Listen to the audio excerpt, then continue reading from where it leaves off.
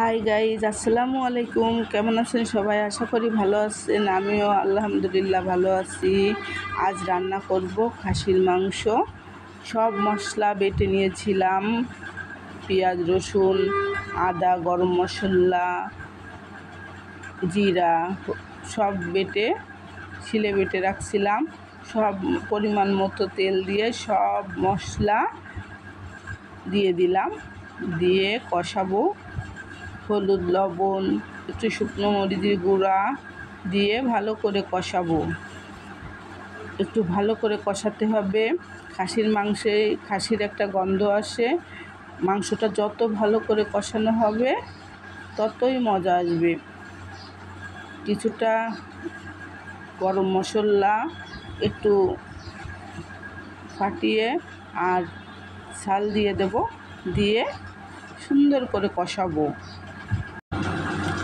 আমার আপুদের কাছে একটাই আবেদন বা আবদার, বোনেদের বলছি, এই তীব্র গরমেও যে পুরুষটি রোজগারের জন্য হাসি মুখে ঘরের বাইরে গিয়ে কাজ করে ঘরে ফেরার পর তার সাথে হাসি মুখে কথা বলুন, তাকে হৃদয় উজাড় করে ভালোবাসুন।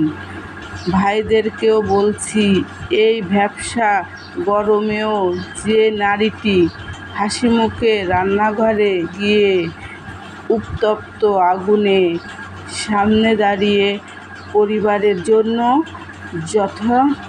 যথার্থ সুস্বাদু খাবার প্রস্তুত করার চেষ্টা করে, ঘরে ফিরে আপনিও তাকে হৃদয় উজাড় করে খুব ভালোবাসুন।